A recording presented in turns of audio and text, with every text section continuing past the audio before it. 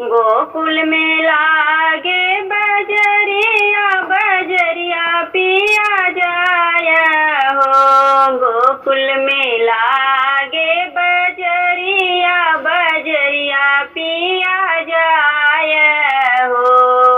हम काले आया चुनरिया ननद के लुगरिया हो। हम काले आया चुनरिया ननद के लुगरिया हो। इतनी बात सुने है पिया तड़प तड़प बोले हो।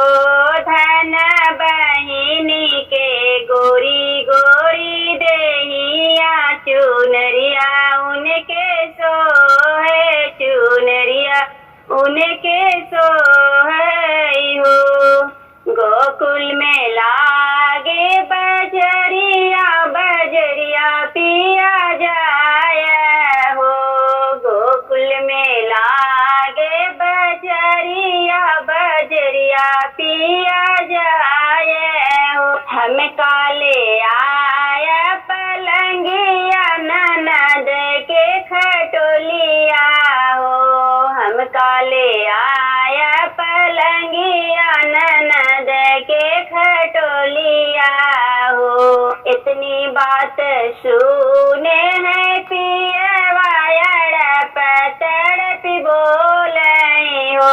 धन बहिनी के लंबी लंबी के सिया पलंगिया उनके सो है पलंगिया उनके सो है हो। गोकुल में लागे बजरिया बजरिया पियवा जाया हो। गोकुल में लागे बजरिया बजरिया पियवा जाया हो। हम काले आया बेटुआ ननद के बेटियवा हो।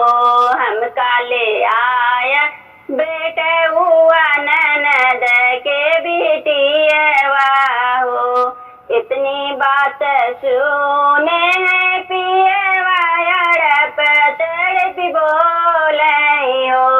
धन बहिनी के सुन बाटे गोदिया बेटुआ उनके सो है बेटुआ उनके सो है हो। धन सुन बाटे बहिनी के गोदिया बेटुआ उनके सो है ललना उनके सो है हो। यदि हमारा गाना आपको अच्छा लगा हो तो हमारे चैनल को लाइक और सब्सक्राइब जरूर करना।